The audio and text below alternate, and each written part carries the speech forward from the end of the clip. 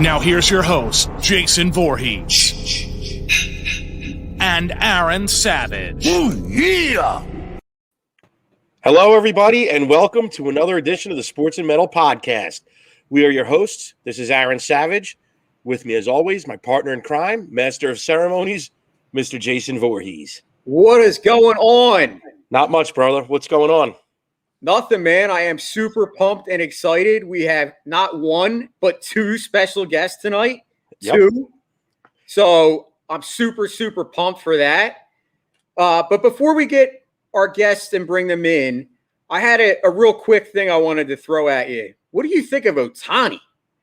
Oh, my God, dude. He's unreal. He's unreal, dude. And he's playing on the Angels, and everybody still notices. Like, for all these years, we talked about Mike Trout going unnoticed because he plays on the West Coast on that team that never goes to the playoffs. But here Ohtani is. I mean, he's taken the baseball world by storm. I think he's superseded Mike Trout in popularity, dude. He's unbelievable. I mean, honest to God, but I don't think it's being talked about enough. The fact of Fair point.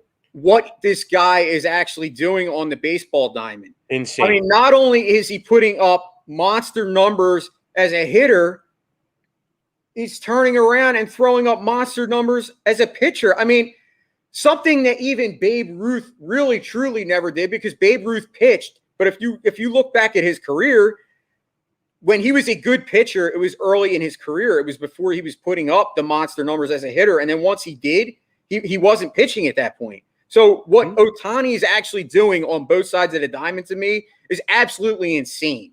I mean, the guy just hit his 40th bomb.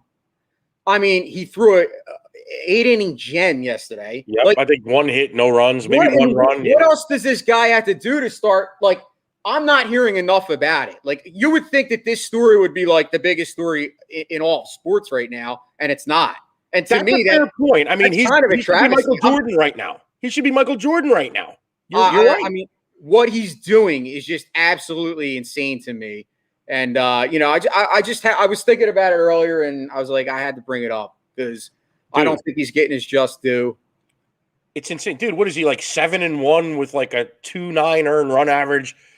Well, he's 8-1 with a 2.79 ERA, and he's got 100. He's 8-1 at 2.79 ERA, and he's got 120 strikeouts in 100 innings and only 39 walks. And then and to go along with the 272 average, the 40 home runs, the 81 runs, and 88 RBIs, like insane, absolutely. And unfortunately, like, because I know a lot of times they say, the MVP award. Sometimes you look at who gets the MVP award, and sometimes you shake your head because to me, I don't think it's always about just the numbers. But to me, what this guy's doing, even though his team's not in contention, you can't really say that he's not the most valuable player. Oh, no question. Absolutely. Like, without question. I mean, it's absolutely disgusting what he's doing on the field. And I can't, I've never seen anything like it. And even me, I'm like, man, I'm not giving this guy his just due. And like I said, and you could play devil's advocate against Babe Ruth too. I mean, Babe Ruth played in an era where he only competed against white ball players. The league wasn't integrated. Obviously, the best talent wasn't in the league, and they weren't like world-class athletes like they are today. Like Babe Ruth was fat. You know what I mean? Like Babe Ruth, you could make the argument wouldn't even succeed in today's game. Then again, you'd probably think, well, if Babe Ruth played today, he'd have the exposure to the same training, blah, blah, blah. Point is, it's totally different eras. But one thing you can say for Ohtani is that he's playing against the best competition in the world. You there? I'm here. Can you hear me? Oh, yeah. Sorry. Yep, I'm here. Thought I lost you. What's going on? No. Did you hear the last thing I said? The one thing you could say for Ohtani is he's playing against the best competition in the world. And you couldn't say that when Ruth played. I mean, the league's been integrated, and it's insane what the guy's doing. Yeah, I mean, like I said, it's just, to me, it's just a story that's not being talked about. And I hope that more people recognize the insanity of this season that he's having. So what's up, Adam? Thanks for checking in, bud. Absolutely. Before we bring in our first guest, because I know he's not a big sports guy, I wanted to mention one more thing on the sports tip. Did you see today Trevor Bauer, the court, 4 days in court, came to a conclusion. They actually dropped the restraining order. What do you think of that? Yeah, I did see it. I mean, you know my thoughts on Bauer. I mean, I don't want to get into like a long heated discussion about it, but I do think there is something to say about letting somebody have their day in court. And I think it at least shows that, maybe there's more to this story than a lot of people were thinking. That's all I will say on that. I'll steer clear of it until there's more word on it. Yeah, I'm not ready to sit here and be like, oh, Trevor Bauer was right. I mean, the guy's a jerk. No, I still think he's an asshole. There's no question about that. Well, we'll agree on that. Anyway, without further ado, why don't we bring out our first guest? He's the host of the Rock and Roll Union podcast. If you haven't checked it out, check it out. He's a who's who of heavy metal and rock and roll. Please welcome to the show, Mr. C.T. McManus. Hey, guys. Thanks for having me. What's up, CT? How are you? Good, man. Good. How you guys doing? Doing good. Good. In case the listeners aren't aware, we were actually on your show last week. So welcome to our show. Thank you. Yeah, it was a great time last week. Really was. And anyone that wants to go back and re-listen to that, you can find that on Spotify under VOC Nation, and you'll be able to check out last week's show if you need to. Absolutely. Before we get into anything, why don't you tell everybody a little bit about yourself, a little bit about your podcast, what you do, things like that. So Rock and Roll Union is now in its third year. We started out in 2018, and we've had a who's who of people on the show, from Brian Forsyth of Kicks to Symphony X. We've had a plethora of big names, but our main focus is on the local talent, the unsigned guys, or maybe the guys that maybe you haven't heard of. We've had bands from all over the world on the show, just really trying to get rock and roll moving again. Feels like, when we all grew up, it was the forefront of everything. Now it's like the little hidden jewel that no one talks about anymore. Yeah, so, unfortunately. We do live events, not as many as we were once doing, but we're doing COVID kind of like hit us, but like everything else. But we do about 4 events a year. Awesome. Yeah, I wanted to say, like, that's one thing. That was kind of the first way that I noticed you. Like, I just, because I follow a lot of local bands, on Facebook, and I noticed like the amount of time and effort that you put into pushing these local bands and trying to get them out there and promote them. And that means a lot, because if people aren't promoting and doing that, then, some of these bands might never get where they're getting. And a lot of times that doesn't get mentioned enough. And you are an absolutely great guy. I see what you do in the community, and, it doesn't go unnoticed. So I just wanted to kind of, thank you for that, because I really feel like a lot of times the unsung heroes are the ones that are actually doing all the promoting. Yep. Yeah, that makes sense. The guys in the trenches. I appreciate that. Yeah, I mean, it's truly a labor of love. I mean, there's really, I don't make any money off of it. It actually, it costs money to do some of these things sometimes. And it's really been awesome seeing some of the newer venues pop up. Everyone says that, all these old places are shutting down, but as soon as a place shuts down, you'll see another one pop up somewhere else. Might not be the same location, but yeah, they're out there. Cool. Why don't you? I'd be interested to know, how did you get started in podcasting, promoting, doing what you do? How did you get into it? It's a funny story. I had this idea in my head for years. I had the name Rock and Roll Union in my head for years. Never quite understood what it was going to be, what it was, or anything. And I decided to make an online Facebook group just for rock fans, because it felt like there were fewer and far between. And there was a gentleman named Brady Hicks who used to write for Pro Wrestling Illustrated. Now, going back a couple years before I started with Rock and Roll Union, I was working with an independent indie wrestling promotion called ECWA. I was setting up their rings and helping them do things in and out like that.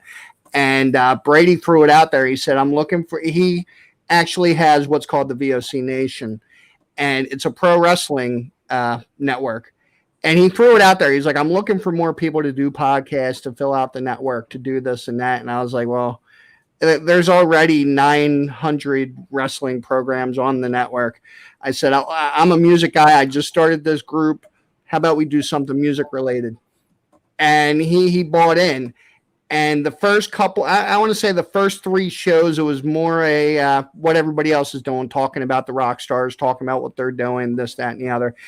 And due to copyright laws, I realized quickly when I started bringing guests on, the only way I'm going to get rock music played on a rock podcast and not pay the copyright fee was by having the bands themselves come on and promoting different bands. And it just took off from there. I started doing a lot of the local bands just to get the copyright, just to get their music played.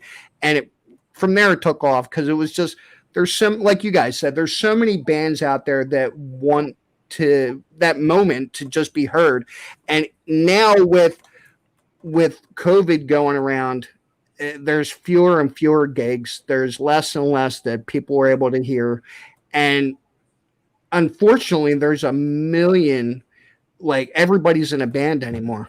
I mean, you can go into a bar, the bartender's boyfriend's in a band, or this guy's in a band, and you got to pick and choose and kind of sift through a million bands just to find one good one. Mm-hmm. And that's really what most of my time goes to, is really sorting through. I mean, there's a lot of bad music out there, but there's a lot of great music out there too. Yeah, so you hit on something. Live music starting to come back. Yeah. What are your thoughts on it, and where do you think we are with that? And do you think it's going to go backwards before it continues to go forward, as far as getting the live shows back? Filling the theaters, filling the stadium, filling the arenas. What do you think? I'll tell you, when COVID first went down, I had a lot of events that were planned for 2020 that I was one of the first guys to cancel everything, because I had that feeling that things were going into that area. And I didn't feel like putting more effort into something that just wasn't going to happen in 2020. So all our gigs in 2020 got canceled. But as far as now, with there's a lot of regulations coming out. The certain arenas are only letting you in if you have your Vax card with you, or if you can show them a past COVID screening from the prior 2 weeks to the event. And I really feel like if it's going to be at that level, then perhaps we're better off waiting. I mean, there's smaller venues. There's other ways of doing live music. I don't see it's kind of rough to ask people to pay 50, 75, sometimes hundreds of dollars to go to a show and then getting turned away at the door. I mean, What happens to them tickets? What happens to that money? And I think it's something that we're better off going back too slow. I think we rushed back to it. I think, like, as soon as people started hearing live shows, they were flocking to it. But due to everything that's going on, I mean, there's so much aggression on both sides. I try to stay out of it all. But I mean, there's so much aggression and anger and hostility on both sides. I just, I'd be happy with going out to a field and watching a live band. I'm more apt to go to a live event if they have lawn seats, if they have, I don't want to be inside a place right now, honestly. That's just me personally. I wouldn't want to be inside an arena shoulder to shoulder with somebody else. But I've always liked the lawn. I like to spread out a little bit, dance around when I can. But I think we're going to go backwards before we go forwards. I mean, playing devil's advocate on both sides, you hit on something about, somebody forks out $50, $100, $200, whatever it is for a ticket, and you're talking about, well, they show up and then they get turned away at the door. Well, those on the other side would say, well, you knew in advance that was going to be the rule. True. Yeah, so I'm just like throwing from most. So, I mean, you could make that argument. I mean, I don't like getting political on the show, so I'm not.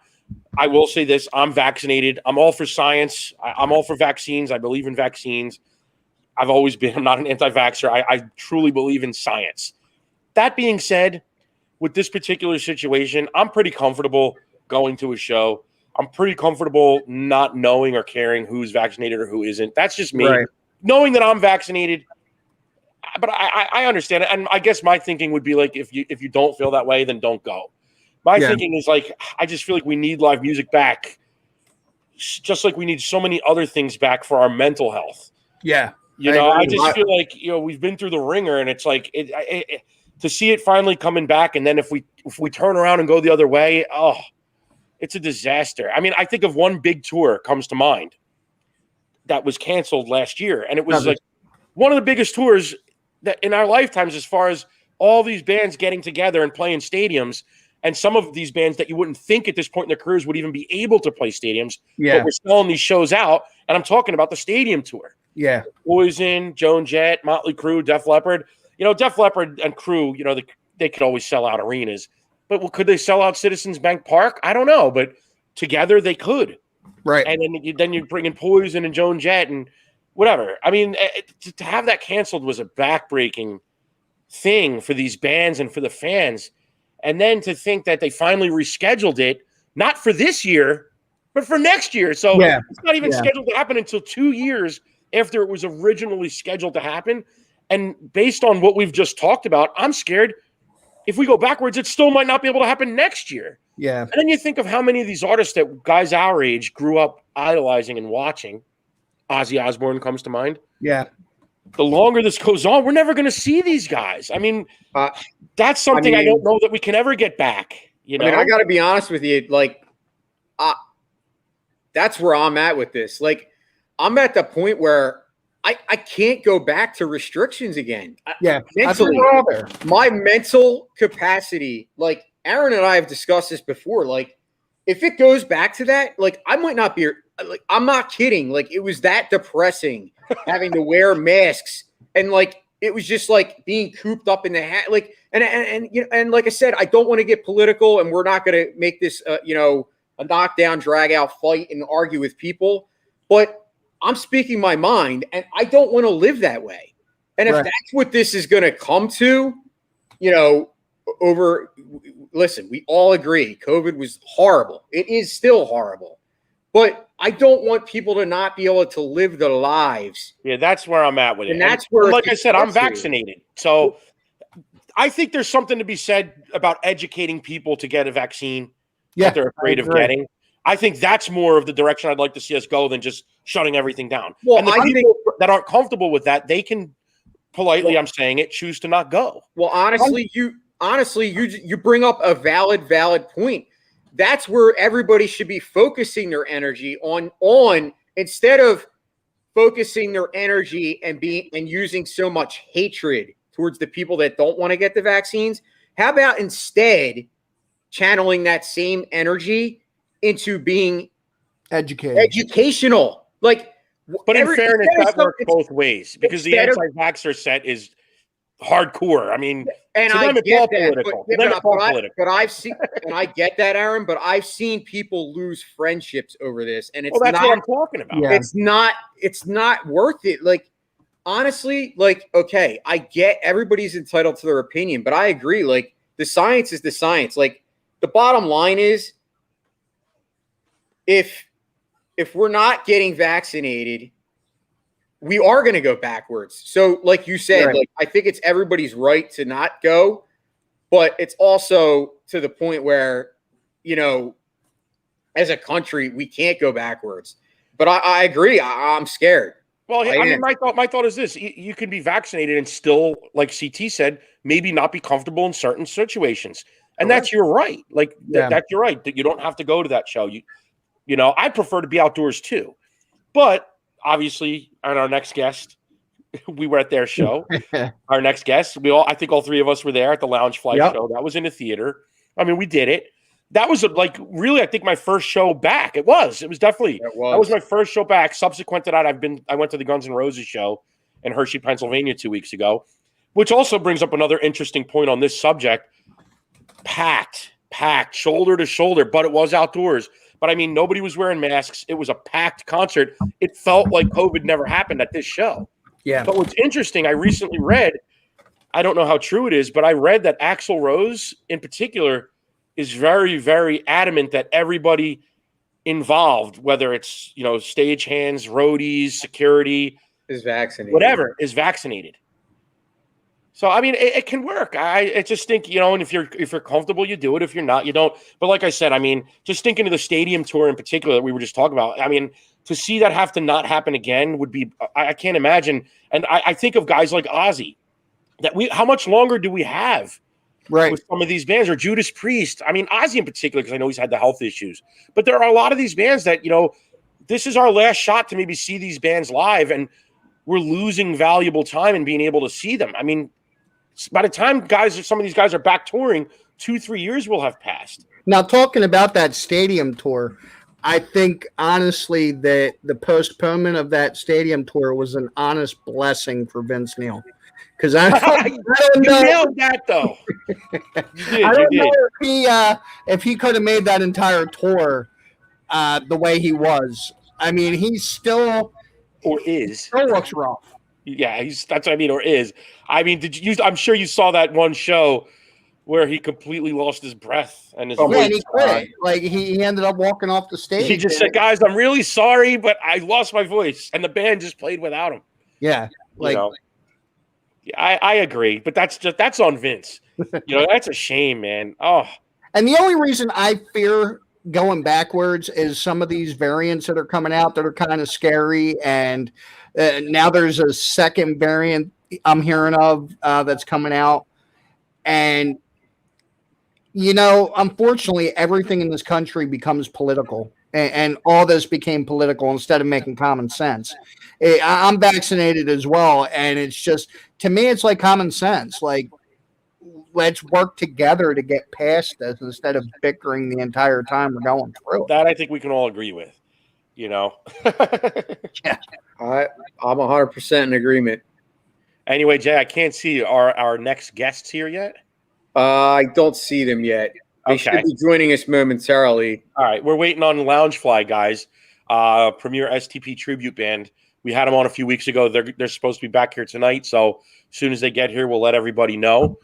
But in the meantime, man, CT. So anything else in the world of music, rock and roll, that's really got you thinking lately, or something that you're really into, or you want to get into a little bit? One band I want to kind of throw out there from the local scene, and I'm not sure if you guys checked them out yet, but I got to give these guys mad props, is Zenora. There's a young group of guys named Zenora. I think the oldest guy in the band is 22, and they just carry that torch, and they're worth checking out for anybody that's out there. And not sure if another thing I want to plug, it's not for me, but it's for a friend of mine. Bradley's got a event coming up in Maryland in October called Masquerade. 3 days. Everybody you could think of. Jack Russell's Great White, George Lynch, a lot of good stuff out there, man. And Zenora is going to be part of that, and a lot of the local bands are going to be part of that. And I got to give respect to BLA for letting some of those up-and-comers kind of step in there, because the bands really need that extra push. They need that help. I mean, I've been in pre-COVID, I've been in places where the rock scene was the only people there were the bartenders and the band. And like, if we don't start honoring the arts, they're going to die, man. I mean, it's rock and roll's facing a uphill battle right now. And if we don't get out there, I mean, start buying a t-shirt, start buying a CD, supporting these guys somehow, because all these guys are on Spotify. Nobody's making $1 off of Spotify. I mean, yeah, I've seen bands. I know bands personally that have had thousands of streams on Spotify, and they get a check for like $20. Yeah, I know. It's crazy. It's sad. crazy. It really is. We know that in the podcasting world. Yeah, I mean, we know all about it. How is that not extortion? I mean, how is that not illegal? I mean, yeah, I think we've made like $25 in a year. It's ridiculous, man. It's enough to afford a drink bill at the bar Yeah, Not maybe even. or one of you. or a dinner. But at any Absolutely. rate, we do have our next guest in the back. So, Aaron, I'll let you do the honors. If you did, he disappeared. I'm right here. I'm Oh, I right thought here. you Hang saw on. it. Well, anyway, our next guest is the band LoungeFly. In case you guys aren't aware of them or haven't heard of them, you better get your ass out to the venue soon and check them out because these I'm right here. are bad ass. Yeah, Let me tell you. LoungeFly. They're actually here to promote. I don't know if you remember. They're promoting their upcoming show at the Queen in what is that, Wilmington, Delaware, Jay? It is. Yep, they're here promoting their show that's upcoming. Like I said, CT, Jason, and myself, we saw them a couple weeks back in South Jersey at Landis Theater. The show was unbelievable. So please welcome to the show premier Stone Temple Pilots tribute band, LoungeFly. Hey guys, What's on? going on? what's up, fellas? You're too kind. Oh, you guys are too. You plugged us at your Landis Theater show, so we're so grateful for that.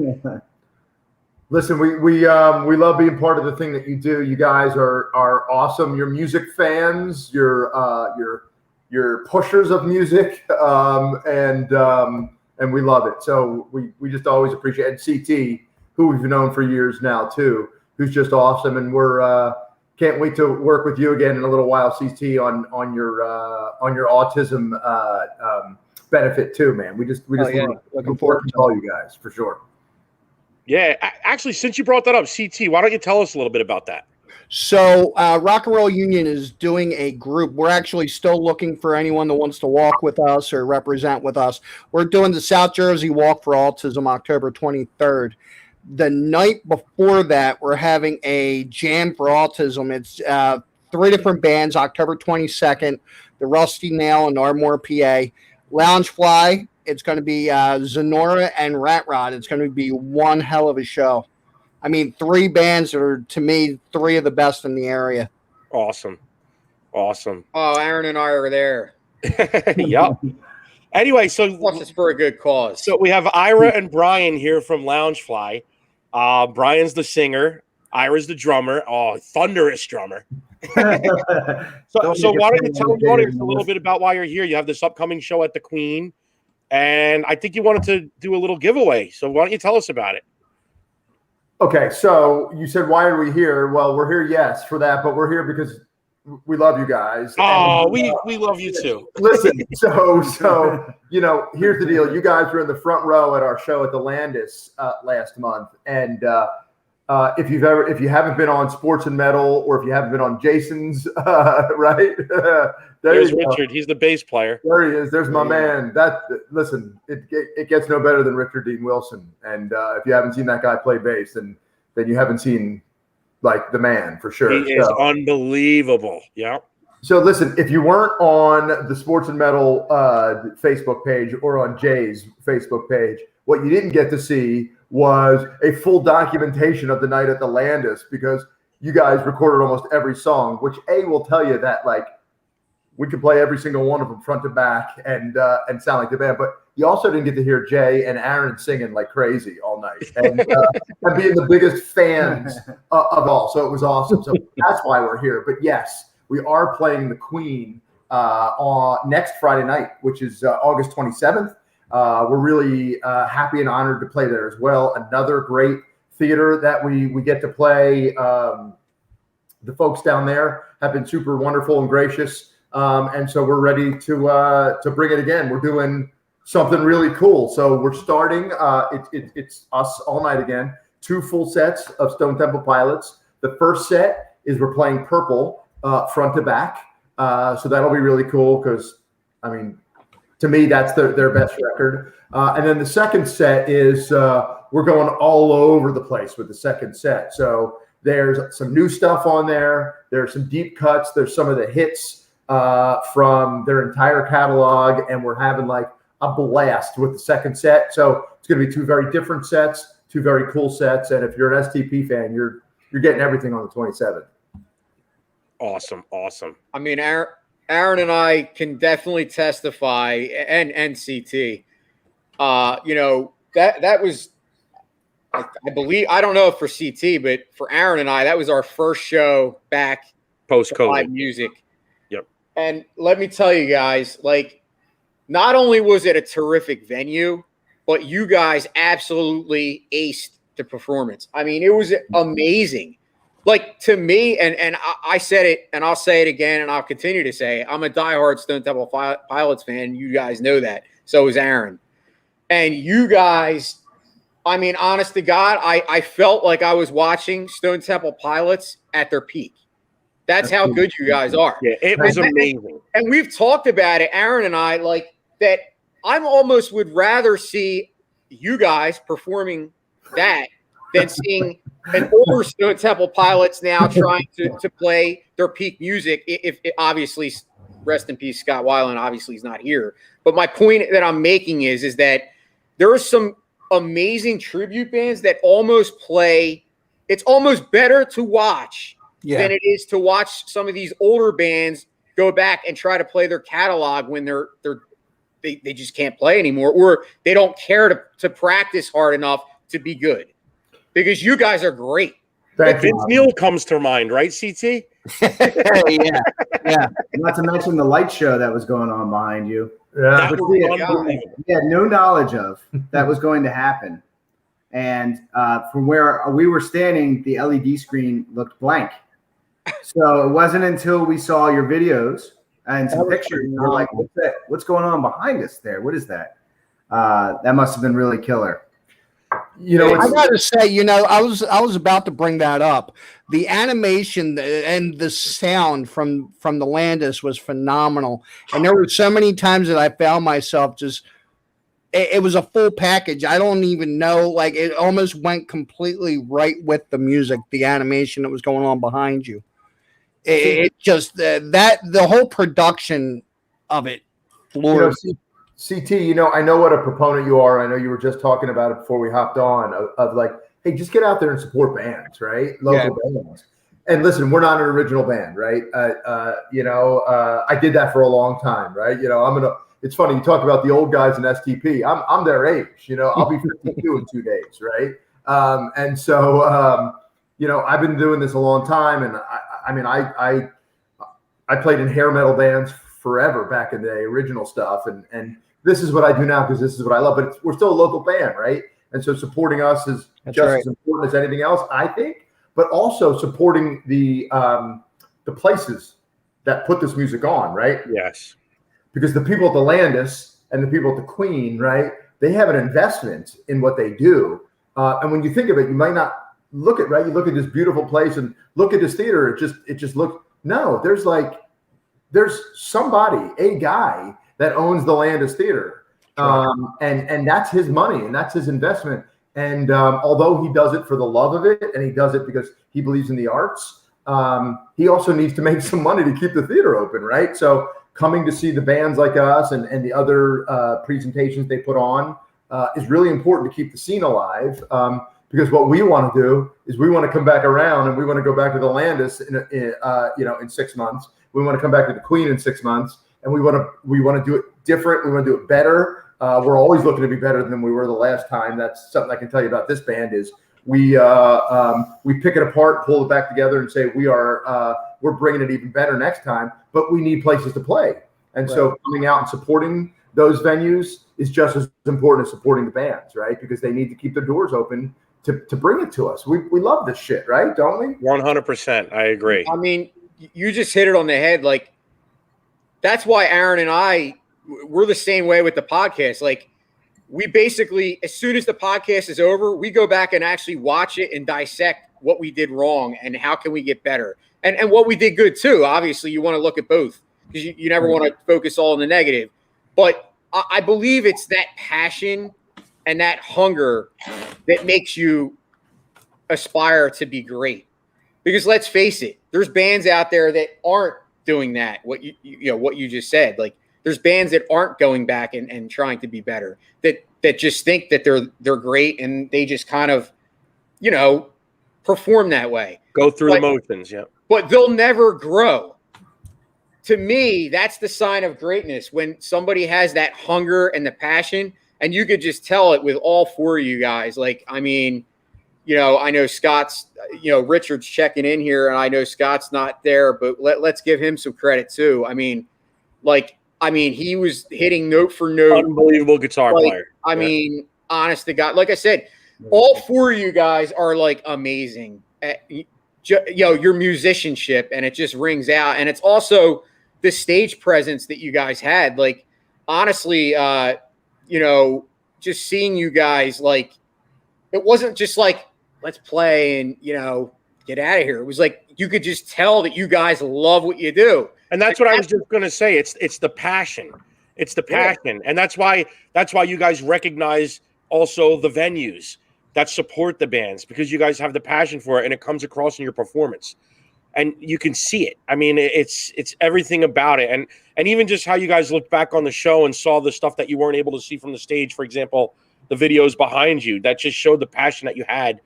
And, you know, it was just an awesome show. Listen, thank you. Thank you. We got every song directly from the mixing board from the Landis, and Rich, our bass player, spent an entire weekend of his life putting it all together, because it was every track, every drum, you know, every bit of everything, put it together to make a pretty amazing mix for us all to say, okay, what did we like? What didn't we like? How do we want to approach it next time? How do we want to be better? How do we want to tighten it up? Because that's who we want to be, and that's who we want to be for the people that come to see us. We want you to say, "Holy shit, was that STP?" Yeah, it was all part of the process. You know, after that show, I don't think I slept for about 3 days. Wow. We were just on an adrenaline high. We were reading, you know, I read what CT wrote about us. I was in tears. You know, we watched your videos of the two of you singing every note and looked at every comment, and we talked about what happened. Like, you know, the way we were treated at the venue was just so top notch, and everything was incredible. And like 3 or 4 days, we finally got some sleep, and I returned to me, and we actually had a conversation about something that didn't quite go right. Besides the fact that I didn't turn the microphone on at the beginning of the show because I was so damn nervous. And that happens to the best of us. And then we started talking about the things that we have to work on. And Ira goes, do we really have to do this? You know, like, do we really actually have to talk about something that wasn't great? But it's not a negative. It's a positive. It's a where can we get better? You know, what bigger goal can we set? What can we do more of? You know, can I shake my butt a little bit more than I did on the stage? And that's the kind of things please don't. Well, I'm come to see me at the Queen. You're gonna see even more animated version. Now, the one thing I got to say about you guys that, and I've known you guys from the beginning, is you guys are also humble, and I really respect that. And you guys are just a great group of guys. Being around as I have, I've seen some tribute bands that are nothing but ego. Like, they have this ego, like they are the rock star that they're trying to be. And at the end of the day, it's a tribute, but it's not, you're not a rock star. You know what I mean? You're still going to go back, and you're going to work extra, and you're not getting paid millions of dollars and live in a mansion. And you guys are busting your ass out. Wait, we're not. Ask them about their new tattoos. We're not. We were going to. Don't worry, Richard. Oh, there it is. Richard, ask you about your new tattoos. Let's see them, guys. All right. Let's see them. They got the LoungeFly logo, so now they can't change the band name. Wait, this way. Yeah, move it. Hang on. Awesome. Yeah, I know. It's like Motley Crue. Yeah, we just talked about the passion. There it is. Never break up. We'll have to be lounge lizard forever. Oh wait. So, you know, we got to give a shout out to whoever did the tattoo. Where'd you guys get them done? So, if you guys have never heard of 168 Tattoo, it's in Pensacola on Route 38. It's called 168 Tattoo because it used to be on the Black Horse Pike, which is 168 over, I guess that's like West Collingswood, but they moved about a year and a half ago. Rick is the owner with his wife, Leah, and Rick is a beast. He's first off, great people. Shop is cool as anything. They're like, they're these collectors of like vintage everything. And the shop is just like walking into the coolest curio shop in the world. Rick's the greatest guy in the world, and he's just an amazing artist as well. So we brought him our guy, and we sat together, had a bunch of laughs for a couple hours, and now they're there forever. So Awesome. I have a question. Did Richard get one too? No. Oh, I don't know, Rich. Would you answer down there? Let's see. Scott's in California, so we gave him a pass, but he'll get He's one got when one. he gets back. So it's just the two of you. Rich said, I've never had a tattoo, and I'm not sure I want one, and my first one will not be a fly. And, Oh, yeah, Does, that's all right. does Well- Scott live in California? No, he was taking his son out there. Oh, okay. Nice. Yeah. Oh, yeah. He just said, hell no. Hell no. there he is.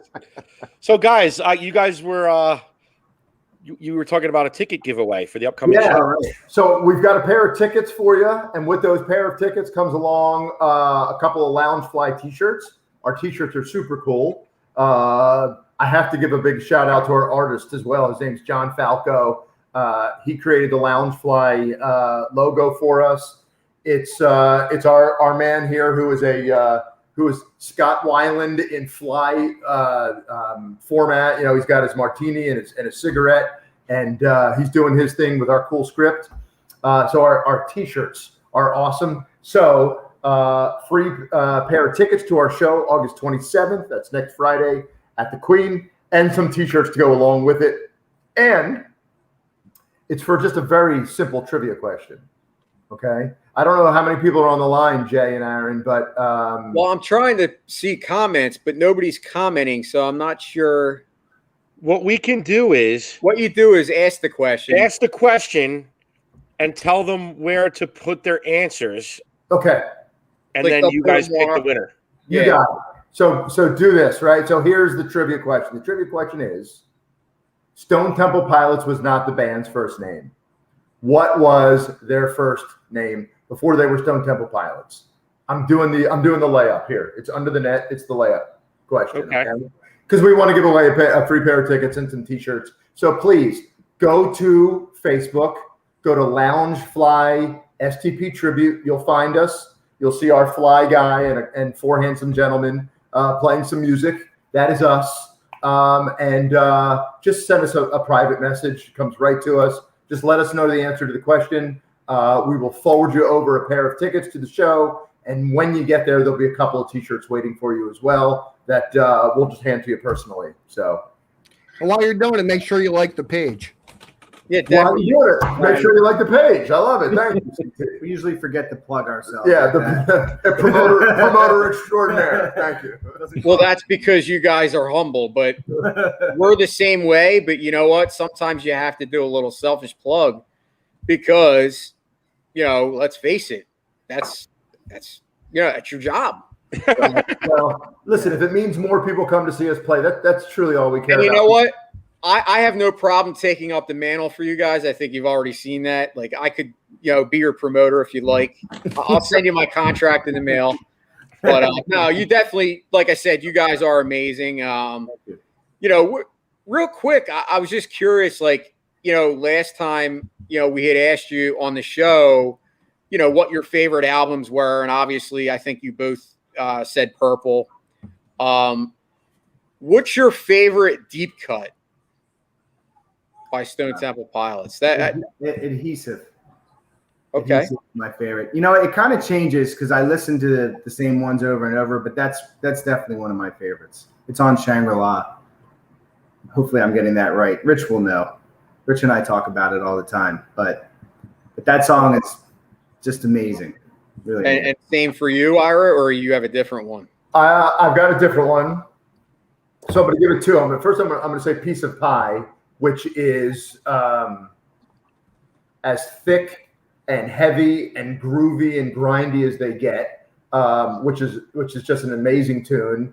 And then I just got to give a little weird plug to a song that I keep saying to the band, All the suit that you wear. Yeah, can we fucking play the song, please? You know, for 4 months. it's called All in the Suit That You Wear, which is on their greatest hits. It's the only new track that's on their greatest hits record, and it's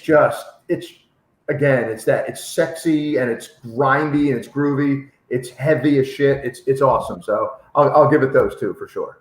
Where the River Goes is one of my favorites. Richard chiming in here. Yeah. Another personal favorite of mine is also from Shangri-La Da, Dumb Love. Okay. Yeah. Gotcha.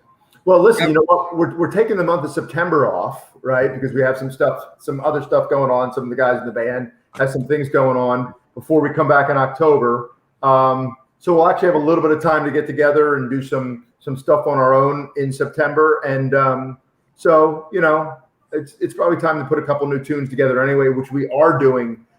Some stuff that you haven't heard from us next week anyway, down at the Queen, but probably a couple others. So let's see what we can do, Aaron. I think it's important. Yeah, a song I'd love to see you guys play is from the last Scott Weiland album. First Kiss on Mars. I was going to say First Kiss on the Moon. I was drawing a blank. First Kiss on Mars. I just love that song. Probably the poppiest song Stone Temple Pilots ever did.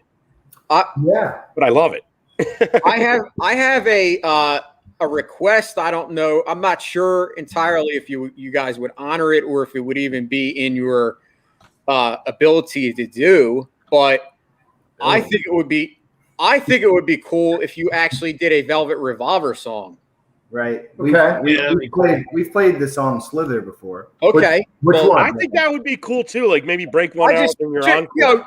Not that obviously, it was only Scott, but my point is I think it still would be cool and you just said you did Slither. So right. I think it would be an awesome idea as an encore. Yeah. You know what? In the old lineup, we did that. And then when we got Rich in the band and then Scott in the band, kind of had every time you get somebody new in the band, it's almost like starting over, right? Yeah. But these guys are so great at what they do that we were able to get I think we're at about 26, 28 tunes, somewhere like that. And we were able to do that in a couple of very short months with these guys while putting them on stage right away, which was kind of cool too. So now we know, hey, let's get some other tunes together. So, I mean, Velvet Revolver is great stuff. We kind of backburned it because we're we just got to get some STP stuff down. Well, you're an STP band, of course. Right, exactly. But Slither's a lot of fun to play. I mean, and by the way, if you want to talk about the album that changed my life, right? That was Appetite for Destruction. That changed my life, man. Right. Me too. I'm a Dokken guy, I'm a Rat guy, I'm a Whitesnake guy, and then Appetite came out, right? Listen, think about this guy. The game changer. With hair down to my waist, man. That's who I was, right? That record came out, and it was overtime. So to put those together. It's definitely a game changer. I think we could probably have not an argument, but I'm sure most people would agree. But that would be an awesome conversation. What's the game changer of game changers as far as albums? Well, I'll chime in here if I may. You guys, that's also my life-changing record. I mean, Appetite for Destruction is my Bible, and I will say this: I find it interesting because you guys, there you go. You could go ahead and blame me for the lack. No, we won't blame you, Richard. No, but we seriously, love you, Richard. People talk about Nevermind as being the album that kind of blew up the hair metal scene. And in many ways it was. But the writing was already kind of on the wall when Appetite came out. Think about it. Appetite, granted, they were an LA band, but they were nothing like all the other LA bands. They weren't like Poison and Dokken. They were raw and they were street. And you could make the argument that opened the door for the whole grunge thing to happen a couple years later because it kind of flipped the script a little bit. That you didn't have to have your hair teased to the nines, and you could sing about darker subject matter like drugs and prostitution and the street, and it just changed everything, that record. Well, and I agree with you, right? Because I graduated high school in 1987, and I'll be 52 on Saturday. So you're talking that's my time, right? And I'm going to throw another one out there that was of that time that also was just rock and roll again. And that was Shake Your Moneymaker by the Black Crowes. Hell yeah. Yep. That was love that record. Love that. The Rolling Stones, right? And absolutely. If that were a few years earlier, it wouldn't have gone over, right? Because they weren't those guys. But that was the beginning of that transition, and it was before, like you said, it was before grunge. I mean, yeah, you started seeing the change, right? And Jane's Addiction too, right? That was just like heavy. Absolutely, it's a good choice. Yep. Alice in Chains, Dirt. All of those records. The reason I just referenced Appetite because that was the one that just blew the doors open into the mainstream. I think Appetite. It was just such a big record that shouldn't have been as big as it was at the time. It was crazy. Yeah, I think it was a game changer. Just because of like when it came out too, like the whole timing. That's what we're saying. I mean, all the bands that were coming out were singing Cherry Pie, and obviously that came out before Cherry Pie. But what I mean, they were that kind of pop. All the metal had gone so pop. You had to have the obligatory ballad, and Guns N' Roses it was just nothing like anything that was like. There were other bands maybe that were out, like even the Chili Peppers was out. I mean, think about it. But just to see a band blow the door open and get as big as they did, and not giving a fuck, right? That was Guns N' Roses. I mean, that's what it was insane. Well, that to me. I think it says a lot when you saw that one show where it was Guns N' Roses, Metallica, and Faith No More on the same bill. Yeah. I mean, what a show. Right. Jay, to have those three bands, like, because to me, like, Metallica obviously changed thrash.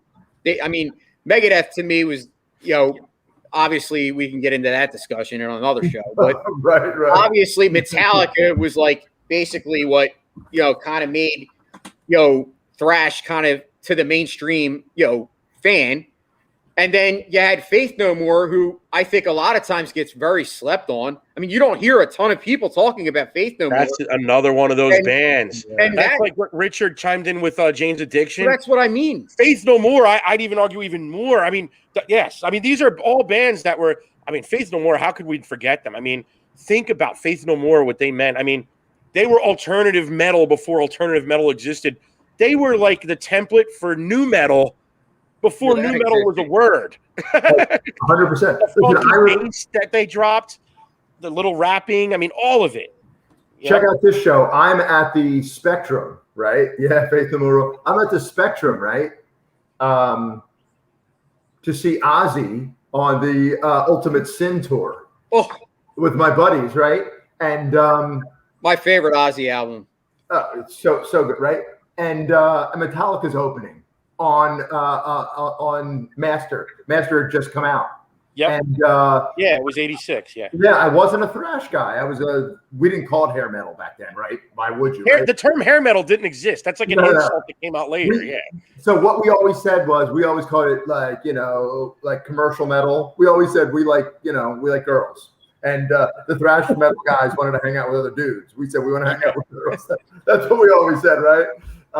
But I remember watching that show and looking at my friends going, this fucking Metallica just blew blew Ozzy off the stage. Like, what is this? I need to know more, right? And it was crazy time for great music. It really was. Yeah, absolutely. I must have had to buy Appetite for Destruction like 10 times because it was the kind of album that when you loaned it to someone, you just never got it back. You never got it back. And the copy you did manage to hold on to, you wore it out. Yeah. You had to replace it anyway because you wore it out. I wouldn't lend it to anybody. Screw that. Dude, That's some bullshit. I'm with Brian. I probably had 15 copies of Appetite. That's some bullshit right there. You don't lend that out. I have the vinyl with the original cover upstairs, by the way. Really? I had the empty case, the empty CD case in my room at college that had my signature on it to show that was mine, but it was never inside the case. Yeah. How about you, CT? Kind of quiet. I'm sitting here just taking it in. I am a giant Guns N' Roses fan. I am they are my number one. Number two for me back in that time period was Aerosmith. Absolutely a hardcore Aerosmith fan. But because of my age, I came to them a little bit later than a lot of other people. I'm talking Permanent Vacation, Pump era, Aerosmith. Love it. Pump was amazing. Love it. And I was big on Alice Cooper back in the 80s, too. Mm-hmm. Alice Cooper put out a lot of good stuff back then. He did. A lot of it. I love his 80s stuff. His 80s albums are awesome. Yeah, absolutely, man. But yeah, talking about Faith No More, the Mike Patton I view as one of the best vocalists of all time. Faith No More is another one of those bands that had a huge influence on me. Jay will tell you. My favorite Faith No More record, and I actually think it's not only their masterpiece, but I think it's one of the masterpieces in metal and rock, is the Angel Dust album. Oh, yeah. What an amazing accomplishment that record is. Yeah. That record was so ahead of its time. It's insane. It's still fresh today if you put that record on. But anyway, we're running short on time. This is a time where Jay and I do our picks of the week. We'd love to have you. Jay and I will give our picks of the week. We'd love to have you guys stick around for this and maybe chime in, comment on it. All right. Cool. All right. So who do you want to go first, Jay? Me or you? Why don't you go first, brother? All right. So mine's kind of relevant based on, we have a 90s band guest. So I don't know if you guys saw that Woodstock 99 documentary that came out on HBO, Woodstock 99, Peace, Love, and Rage. Yeah. So anyway, it just got me really sentimental for some reason, the late 90s, for that 5-minute period where I actually did get into some of the new metal. like rap rock. I had my little phase of it. Yo, that early Linkin Park, Evanescence. Listen, I love that stuff. I'm there with you. Yeah. So I'm going to take you back a little further. A band that has taken a lot of heat since, they've almost become like a punchline. But I think everybody.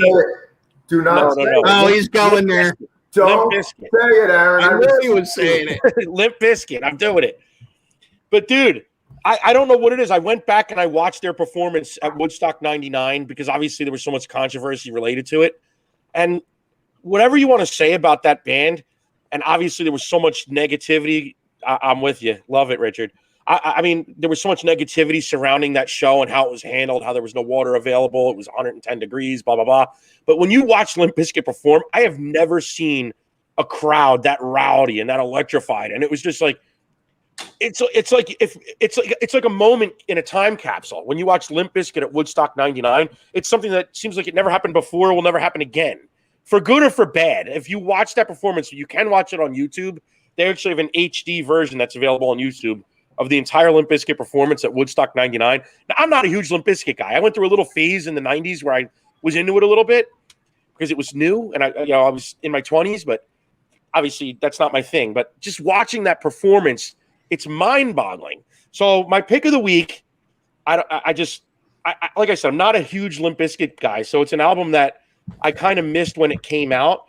But it's the EP that Limp Bizkit put out in 2005. It's called The Unquestionable Truth Part 1. So Limp Bizkit had their peak of popularity in the late 90s. And I got drawn all back to this because of this documentary that came out. I went back and I just was listening to a little Limp Bizkit. So they Korn 99, that's insane too. In fairness, Korn, the crowd was insane they had to calm even for Rage Against the Machine. If you remember, they were burning the flag. I mean, it was just insane. But for some reason, the Limp Bizkit, even Kid Rock, when he was on it, the crowd was crazy. It was literally nuts. By the time Metallica came on, they were mellow that night. But so Wes Borland had left Limp Bizkit. They put out that record in the early 2000s. Results may vary. You might remember they covered the Who's Behind Blue Eyes on it. But then they put out an EP in 2005 when Wes Borland came back. It's called The Unquestionable Truth Part 1. I never listened to it until recently, just going back and listening to some Limp Bizkit. And it actually sounds like Rage Against the Machine. It's almost like Limp Bizkit became a Rage Against the Machine cover band. Like, it's total opposite of like Show Me Your Tits frat rock that they were doing. It's like serious subject matter about like government and even the way Fred Durst raps and sings. It sounds like he's doing like a Zach De La Rocha impersonation. And all the breakdowns. So that's my pick of the week. Go back and listen to this record, The Unquestionable Truth Part 1. It's like nothing you've ever heard from Limp Bizkit. You will think you're listening to Rage Against the Machine. So just for shits and giggles to experience it, that's my pick of the week. The Unquestionable Truth Part 1 by Limp Bizkit came out in 2005. Just check it out. That's my pick of the week. What do you got, Jay? Well, since we are having Stone Temple Pilots tribute band, I went with a book. So my pick of the week is actually the book Not Dead and Not for Sale. Love that book. Scott Weiland. Mm-hmm. I had such a hard time reading that. I got to be honest with you. I'm having a hard time. I just purchased it. And so like a lot of us, like sometimes during these shows, like we'll talk about something and then I go back the next week and I start looking at it. So I'll give you an example. So last week, my pick of the week was the book Doc, the story of Roy Halladay, because we had talked about Roy Halladay. That's cool. Me and Aaron had a discussion about it. So knowing that I was having you guys on, I'm like, you know what? I'm going to check this book out. I've been wanting to read it. So I actually purchased it. Sad, I'm having a hard time reading it. Yes, it's definitely like really deep. And I haven't finished it yet, but it definitely shows a side of him that you would never know. You know what I'm saying? Like, so that's my pick of the week. Tough read. Page after page. Tragic figure. It's very depressing. It makes me glad that I've never tried heroin. I read the book cover to cover. It's a great book. It's very sad. I did too. I read it cover to cover. It's a good book and it's uniquely written. It's almost like written like anecdotal. Right. You know what I mean? Like little stories here and there. Yeah, we talk about their lyrics all the time. When you really read their lyrics, what the common threads are in Weiland's writing. And it's constantly about trust and apathy and drugs and women and the same themes come up over and over again in his life. And I mean, very similar to, Chris Cornell. I mean, they're like very similar stories and very similar, obviously, unfortunate endings to their life. But right, good pick. Yeah, that's my pick of the week. So, like I said, it is a tough read, but it's, sometimes tough reads, have to be done because it just, kind of tells a story and put your life into perspective. Very much. Yeah. Very much. I mean, I'm very open about my life. I mean, I'm obviously in recovery. I mean, I'm going on 6 years sober, so drugs and alcohol. So any of these kind of stories are always a, inspiration to me. But yeah, that's my pick of the week. Awesome, bro. And any last thoughts, guys? I mean, we loved having both of you guys. I mean, thanks for being here. Listen, so message us on Facebook, LoungeFly STP Tribute, right? The trivia question is, what was Stone Temple Pilots' name before they were Stone Temple Pilots? That will get you 2 free tickets to our show next Friday night at the Queen. That's August 27th. And a couple of free T-shirts to go along with it. Outside of that, yep, you guys are just the best, and we love you, and we appreciate you very much. Appreciate you all too. Yeah. Thanks for coming on the show, guys. And CT. Yeah, CT. Why don't you tell the audience again, real quick, where to find you? You can find us on Facebook at Rock and Roll Union. We have a new Instagram. You can follow us under Rock and Roll Union. And if you want to hear the best original music that's out there in the local scene, we have a Spotify playlist for 2021. So it's all local bands, and you can check them out and see all about them. So awesome. And if I may, I want to say it. I would love to have all 3 of you guys back on the show because this has been fun. Love to be here. We're anytime, please. Yeah, I mean, seriously, it's always a great convo, and especially with people that are passionate about music like me, I'm always pumped for it. Awesome. So thanks for having us. Thanks for coming on, guys. As always, Jay, love you, brother. It's been a great show. Hope everybody out there enjoyed it. Until next time, rock on. Peace out. Later, guys. And that's our show. Tune in next time for more Sports and Metal with Jason Voorhees and Aaron Savage. Ooh, yeah! Got something to say? Hit us up at sportsandmetal0423 at yahoo.com or on Twitter at sportsandmetal.